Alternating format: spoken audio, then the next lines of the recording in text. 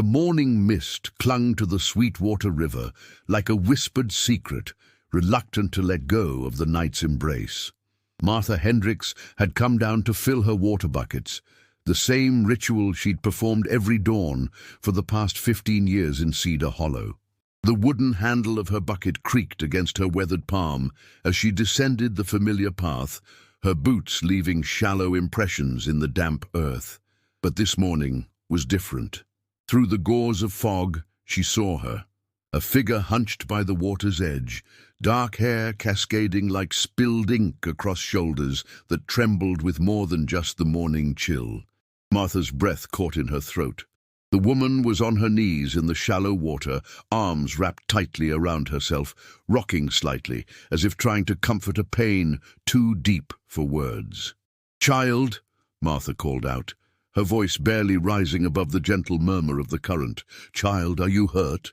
The woman's head lifted slowly, revealing a face that would haunt Martha's dreams for years to come. She was young, perhaps 25, with eyes the color of storm clouds, grey and turbulent, and filled with something that made Martha's maternal instincts surge like floodwater. Her dress, once a modest blue calico, was soaked through and clinging to her slight frame. I'm fine," the woman whispered, though everything about her suggested otherwise. Her voice carried the refined accent of someone educated, someone who didn't belong kneeling in the mud of a frontier river. Martha waded into the water without hesitation, her skirts growing heavy as the current tugged at them. "Honey, you're soaked to the bone. Come on, let's get you somewhere warm." It was then that Martha noticed the woman's right hand, clutched so tightly to her chest that her knuckles had gone white. When Martha gently pried those fingers open, she gasped. Nestled in the woman's palm was a wedding ring, not the simple band most frontier wives wore, but an elegant piece with a small diamond that caught the early light like a captured star. "Where did you come from?" Martha asked softly, helping the woman to her feet. The stranger swayed slightly, and Martha steadied her with a firm grip on her elbow. The woman's other hand moved unconsciously to her skirt pocket, a gesture so protective that Martha's curiosity was immediately piqued. But she didn't pry, not yet. I can't," the woman began, then stopped, pressing her lips together as if afraid of what might escape if she opened them. Martha had lived long enough on the frontier to recognize the look of someone running from something or someone. She'd seen it in the eyes of women who'd fled abusive husbands, in the faces of men who'd made enemies of the law, in the hollow stares of those who'd lost everything to drought or disease, or the countless cruelties that frontier life could deliver. "What's your name, child?" The woman looked up at Martha with those storm-grey eyes, and for a moment Martha thought she might answer truthfully. Instead she said, "Elena, my name is Elena." The hesitation before the name, the way her fingers tightened around that ring. Martha knew it was a lie. But it was the lie the woman needed to tell, so Martha nodded, as if she believed it completely. "Well, Elena, I'm Martha Hendricks, and you're coming home with me." As they walked up the bank together, Martha's arm around Elena's shoulders, the older woman noticed how the young woman kept touching her pocket, as if making sure something was still there. Something precious. Something that might explain why she'd been found by the river at dawn, clutching a wedding ring like a lifeline, looking as though her world had ended and begun again in the space of a single breath. The town of Cedar Hollow was just beginning to stir as they made their way down Main Street. Smoke rose from chimneys in lazy spirals, and Martha could smell bread baking at the Kowalski place.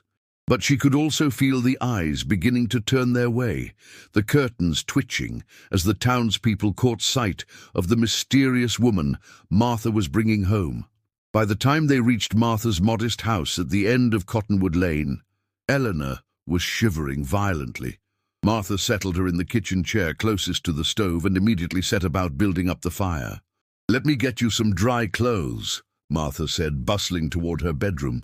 When she returned with a simple brown dress and clean undergarments, Elena was staring into the flames with that same haunted expression.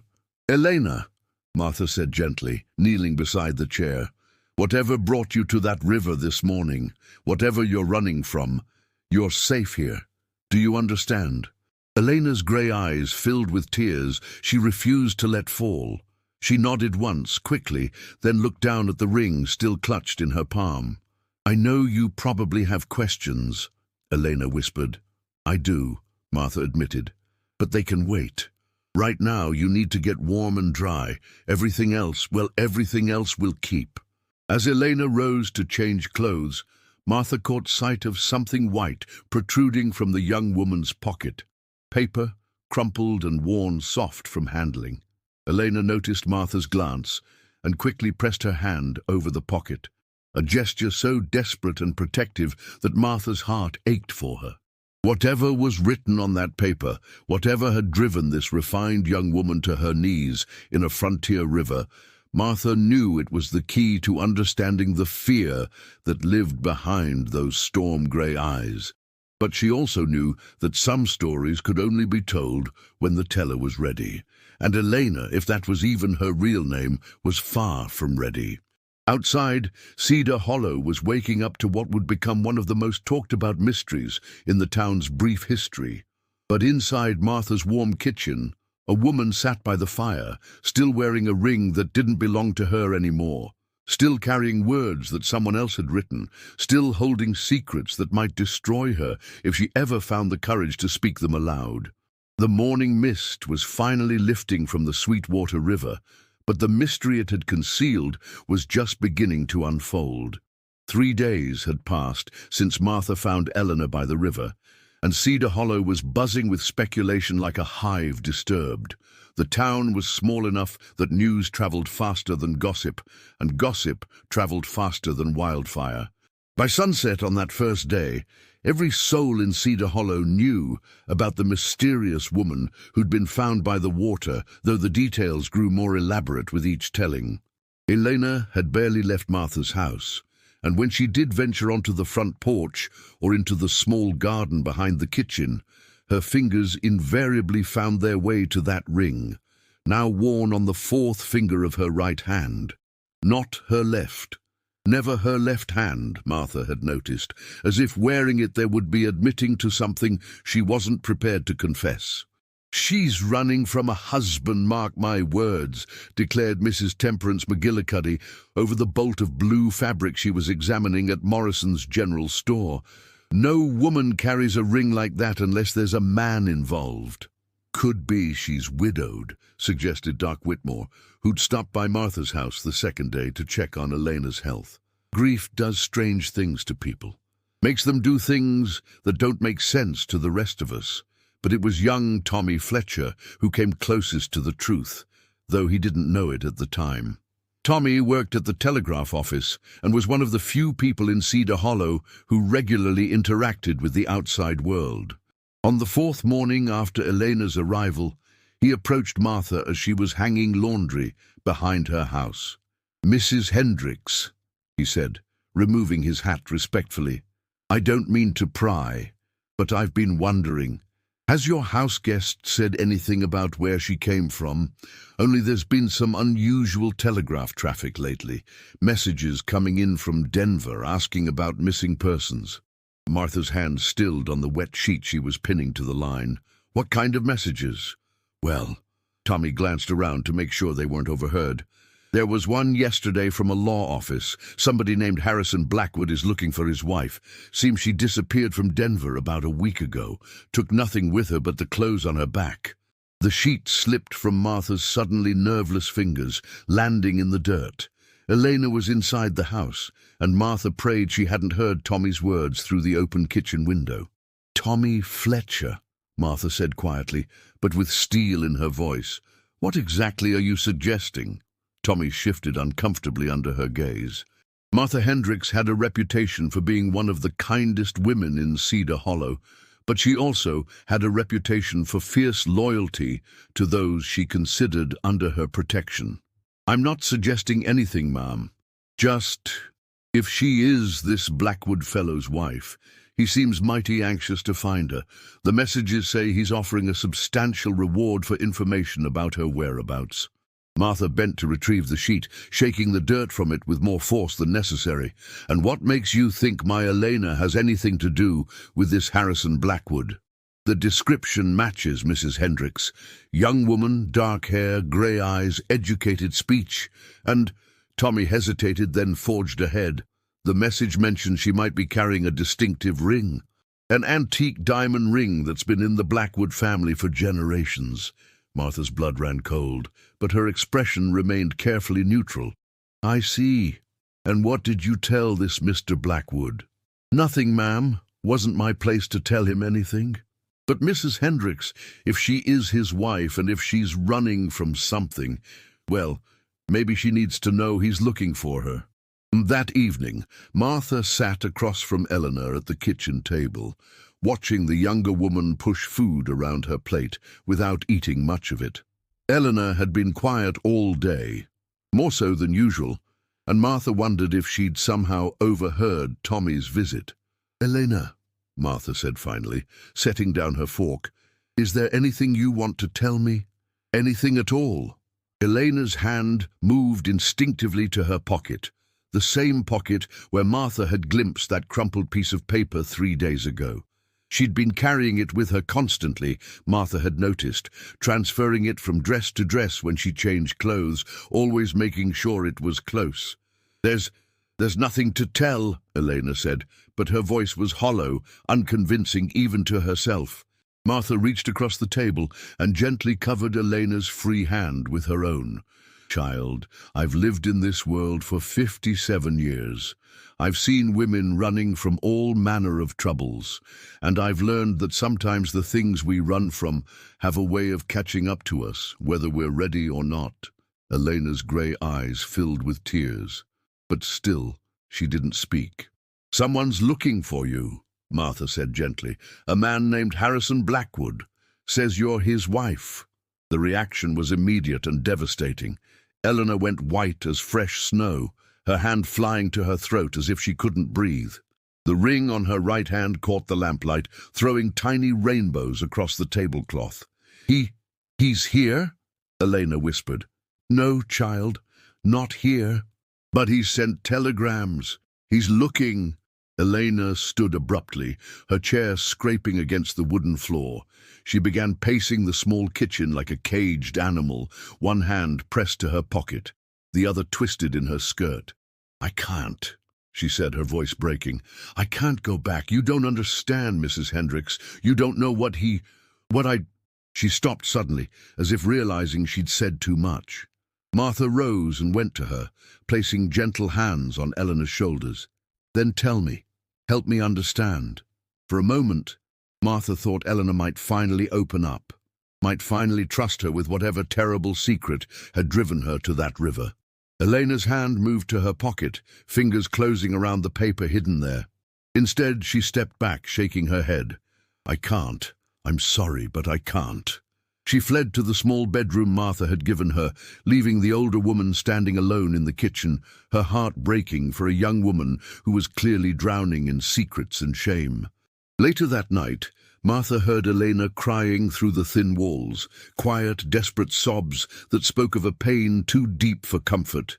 She wanted to go to her, wanted to hold her and tell her that whatever had happened, whatever had driven her from her home and her husband, it would be all right. But Martha had learned, in her 5 decades of life, that sometimes the kindest thing you could do for someone was give them space to grieve, space to decide when they were ready to trust. Still, as she lay in her own bed, listening to Elena's muffled weeping, Martha couldn't help but wonder what was written on that piece of paper Elena guarded so carefully. What words could be so powerful that they would drive a woman to her knees by a river, clutching a wedding ring she couldn't bring herself to either wear or abandon? And what kind of man was Harrison Blackwood, that the mere mention of his name could turn a composed young woman into a creature wild with fear? Outside, Cedar Hollow slept peacefully under a canopy of stars, unaware that in Martha Hendricks's modest house a woman was fighting a battle between love and terror, between the life she'd left behind and the uncertain future that stretched before her like an endless, unmarked trail. The ring on her finger caught the moonlight streaming through the window, a constant reminder of vows made and promises broken, of love that had somehow transformed into something too dangerous to survive. But still, she wore it. Still, she carried those two words in her pocket like a prayer or a curse. And still, she said nothing. A week had passed since Elena's arrival, and the rhythm of life in Martha's house had settled into something resembling normalcy. Elena helped with the cooking and cleaning, tended the small vegetable garden, and even accompanied Martha on carefully planned trips to Morrison's general store during the quieter afternoon hours when fewer people would be about to stare and whisper. But beneath the surface of domestic tranquility, Martha could see that Elena was unraveling like a sweater with a pulled thread. The mysterious woman had grown thinner, her already pale complexion taking on an almost translucent quality. She slept fitfully, often crying out in her dreams, wordless sounds of distress that made Martha's heart ache. And always, always, her hand would find its way to that pocket, fingers curling protectively around whatever was hidden there. It was on a Thursday morning, while Eleanor was kneading bread dough with unusual vigor, that everything began to change. Tommy Fletcher appeared at Martha's kitchen door, his young face flushed with excitement and something that might have been fear. "Mrs. Hendricks," he said breathlessly, "I need to speak with you, privately." Martha glanced at Elena, who had gone rigid at the sound of Tommy's voice. The younger woman's hands were still buried in the bread dough, but she'd stopped kneading, and Martha could see the tension in every line of her body. "Elena, dear, why don't you take that bread dough to the pantry and let it rise?" Martha suggested gently. Elena nodded without speaking, gathering the bowl and disappearing into the small back room. But Martha noticed she left the door slightly ajar, close enough for privacy, but open enough to hear what might be said in the kitchen. "Now then, Tommy," Martha said, settling herself at the table and gesturing for the young man to do the same. "What's got you so worked up?" Tommy glanced toward the pantry door, then leaned forward and lowered his voice. "There's been more telegrams, Mrs. Hendricks. A lot of them. And, well, there's a man coming." Martha's blood chilled. "What kind of man?" "Harrison Blackwood himself. He's taken the train from Denver. Should be arriving in Cheyenne tomorrow, and then he'll likely ride down here. He's bringing a sheriff's deputy with him." "A deputy?" Martha's voice sharpened. "On what authority?" Tommy fidgeted with his hat brim. "That's just it, Mrs. Hendricks. According to the telegrams, his wife, well, she didn't just disappear. She took something valuable. Family jewelry, money. The messages aren't entirely clear, but it sounds like theft charges might be involved." From the pantry came the soft sound of something breaking, a dish perhaps, or a clay pot. Martha's eyes flicked toward the door, knowing Eleanor was listening to every word. "Tommy Fletcher," Martha said quietly, "I want you to think very carefully about what you're saying.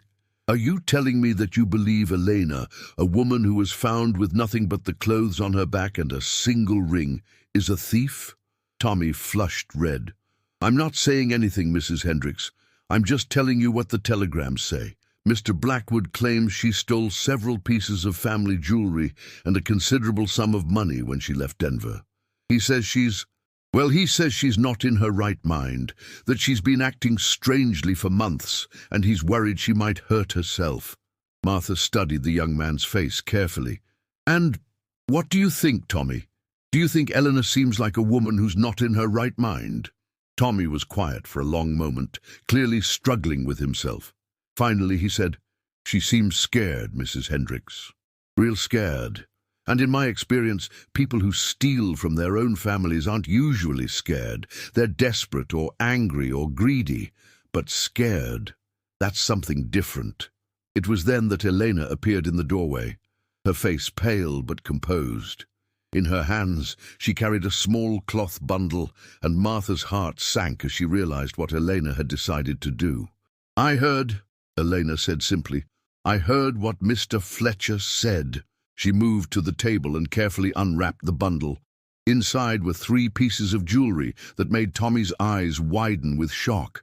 A a necklace of pearls and sapphires, a pair of diamond earrings, and a brooch set with emeralds that looked old and valuable. Next to the jewelry, she placed a roll of bills, more money than most people in Cedar Hollow saw in a year. "He's right," Elena said, her voice steady despite the tears streaming down her face. "I did take these. They belonged to his family, and I took them when I left Denver." Martha stared at the jewelry, her mind reeling. "Elena, why?" Eleanor's hand moved to her pocket one final time, and she pulled out the crumpled piece of paper that had been her constant companion. With trembling fingers, she smoothed it on the table next to the jewelry. The paper was expensive stationery, cream-colored with an embossed letterhead that read Blackwood and Associates Legal Counsel. But the letter itself was written in a flowing masculine hand, not the formal script of a business document. Martha leaned forward to read, and what she saw made her stomach turn with anger and understanding. "My dearest Catherine, by the time you read this, I will be gone. I cannot live with what I have done, what I have put you through these past months.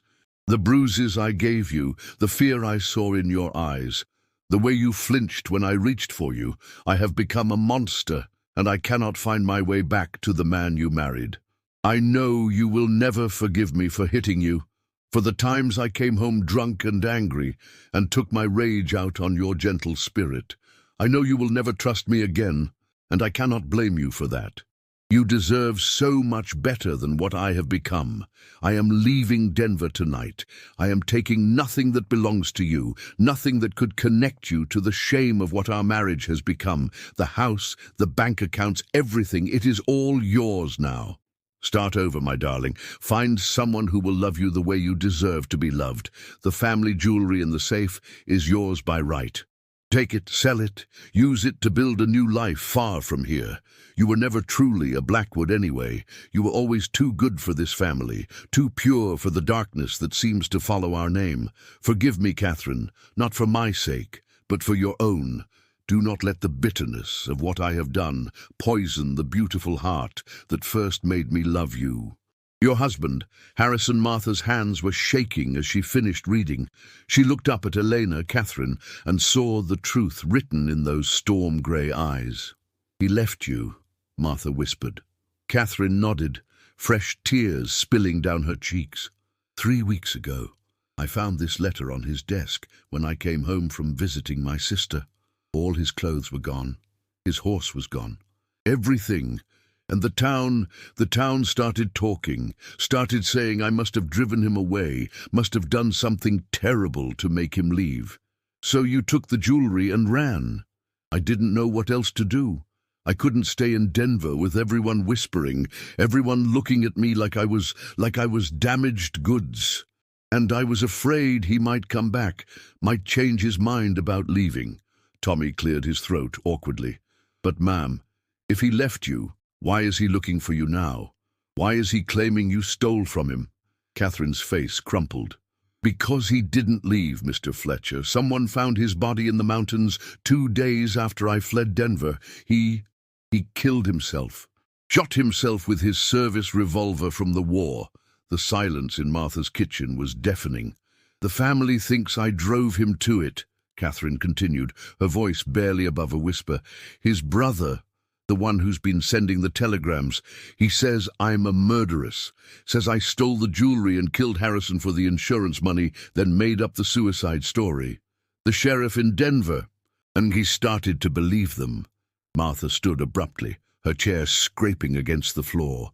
"That's the most ridiculous thing I've ever heard.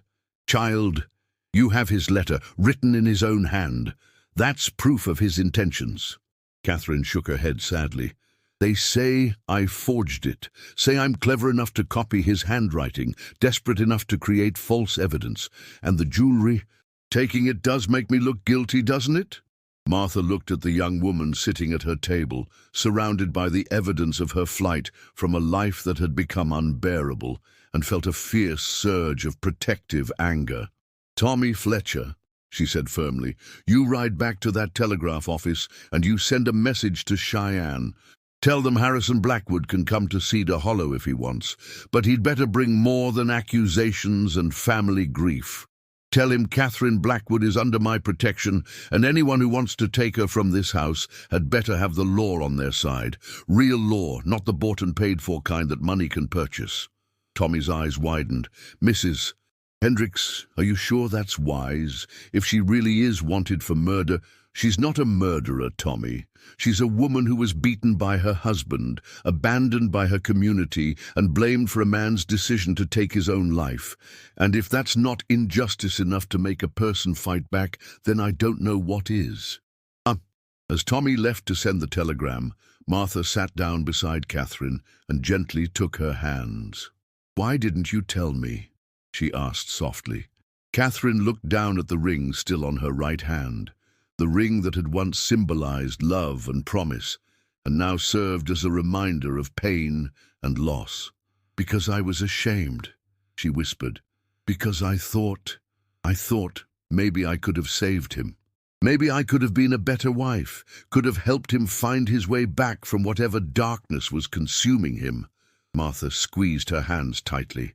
"Child, you cannot save someone who doesn't want to be saved, and you cannot blame yourself for the choices another person makes, no matter how much you loved them." For the first time since Martha had found her by the river, Catherine truly wept. Not the quiet, desperate sobs she'd muffled in her pillow at night, but the deep, cleansing tears of a woman finally allowing herself to grieve, not just for her husband's death, but for the death of the man she'd married, who had disappeared long before he pulled that trigger in the Colorado mountains. Outside, storm clouds were gathering on the horizon, and Martha could smell rain in the air. Tomorrow would bring Harrison Blackwood's brother and whatever accusations he carried with him. But tonight, in the warm kitchen of a modest house in Cedar Hollow, a woman was finally telling the truth about the ring she wore and the words she carried, and that truth was setting her free in ways she was only beginning to understand. The storm that had been building on the horizon arrived just after dawn, bringing with it sheets of rain that turned the dusty streets of Cedar Hollow into muddy rivers. Martha woke to the sound of thunder and the feeling that this day would change everything. Catherine was already up, standing at the kitchen window and watching the rain assault the glass with relentless fury. She'd barely slept.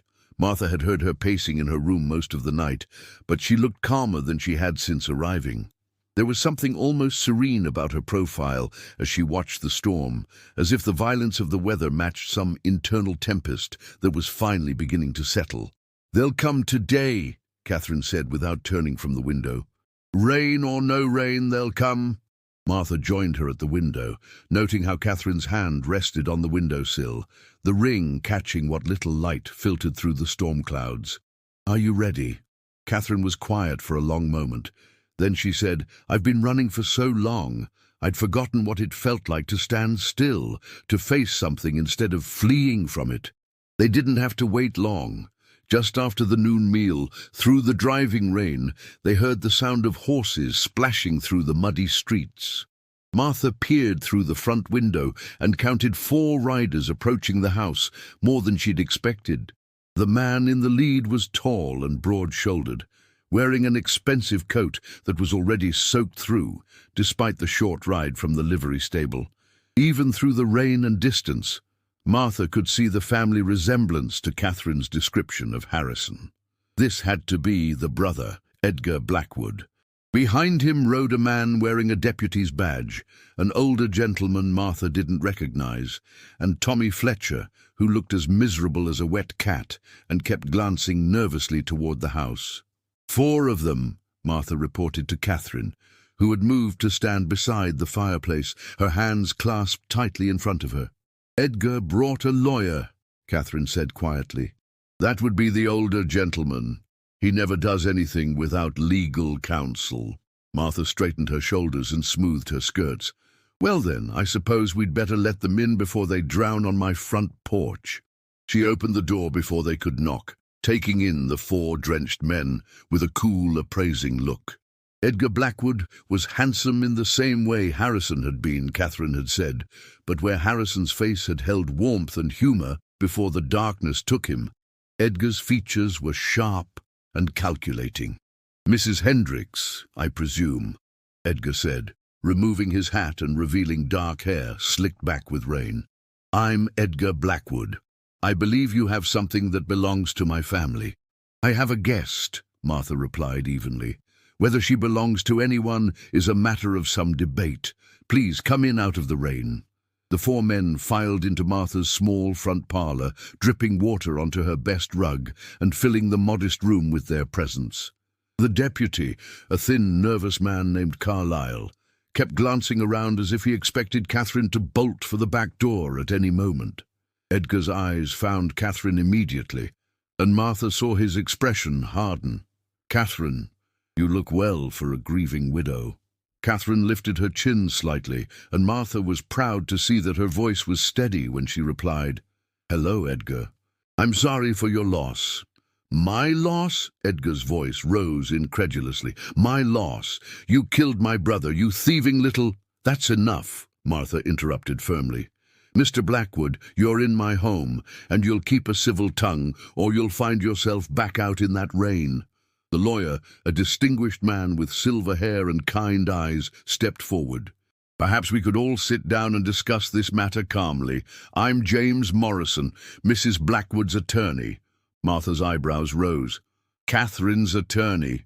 Morrison nodded, pulling out a leather satchel and removing several documents. "Mrs. Blackwood sent word to my Denver office several days ago, asking me to represent her in this matter. I've been investigating the circumstances surrounding Mr. Harrison Blackwood's death, and I believe there are some significant misunderstandings that need to be addressed." Edgar's face flushed red. "Misunderstandings? The woman stole from my family and drove my brother to suicide. What's to misunderstand?" Morrison spread the documents on Martha's coffee table with calm precision. "To begin with, Mrs. Blackwood did not steal anything. The jewelry in her possession was given to her legally as wedding gifts and inheritance from her late mother-in-law. I have the documentation right here." He handed Edgar a thick folder. "These are copies of the original gift documents, signed by your mother before her death, specifically bequeathing these pieces to the wife of my son Harrison, to be hers in perpetuity, regardless of the circumstances of the marriage." Edgar snatched the papers, his hands shaking slightly as he read.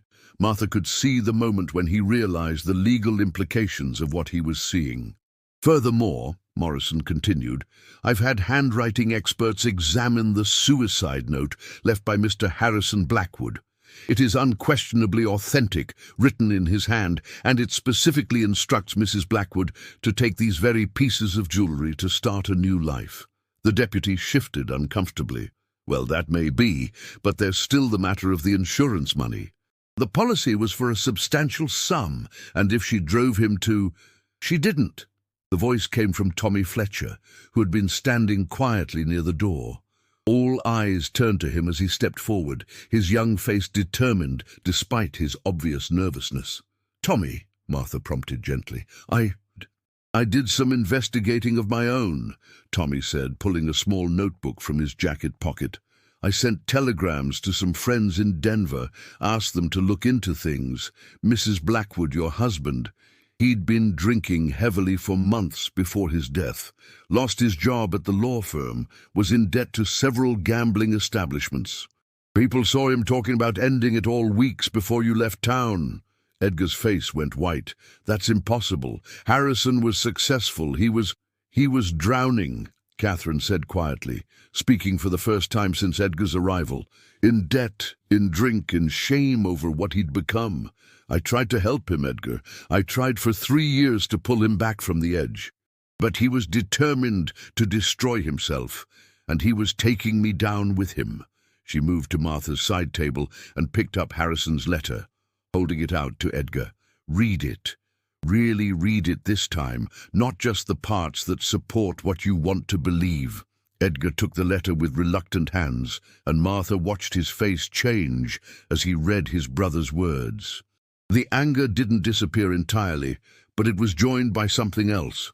Recognition, perhaps, or the dawning understanding that the brother he remembered had been gone long before Catherine fled Denver. "He hit you," Edgar said finally, his voice barely above a whisper. Catherine nodded. "More than once. And I stayed, because I loved who he used to be, and I kept hoping he would find his way back to that man. But when I realized he was never coming back, when I understood that staying would mean watching him destroy us both, I left." "And when you found his body?" Morrison prompted gently. Edgar looked up from the letter, his eyes red-rimmed. "The sheriff said, they said it looked like he'd been there for days, that he'd ridden up into the mountains alone, made camp, and—" He couldn't finish. "And shot himself with his service revolver," Catherine completed. "Just like he wrote in the letter, just like he'd been threatening to do for months." The silence in the room was broken only by the steady drum of rain against the windows. Edgar slumped into one of Martha's chairs, looking suddenly older than his years. "I blamed you," he said to Catherine. "I blamed you because it was easier than admitting that I'd failed him too, that I'd seen him drinking, seen him changing, and I did nothing to help." Deputy Carlyle cleared his throat. "So, there are no charges to be filed?" Morrison shook his head. "No theft, no fraud, no murder. Mrs. Blackwood is free to go wherever she chooses." Catherine walked to the window and looked out at the rain, which was beginning to lighten. "I don't know where that is yet. I only know it isn't Denver." Edgar stood slowly, moving to join her at the window. "I owe you an apology, Catherine. More than an apology. I let grief and pride turn me into something ugly, and I almost destroyed an innocent woman because of it." Catherine turned to look at him, and Martha was struck by the compassion in her grey eyes. Even after everything Edgar had put her through, she could still find forgiveness for him. "You loved your brother," Catherine said simply. "Love makes us do foolish things sometimes." Edgar glanced down at the ring on Catherine's right hand. "You still wear it." Catherine followed his gaze, touching the ring with her other hand. "Not because I have to anymore, but because once upon a time it meant something beautiful, and I don't want to forget that there was beauty, even if it didn't last."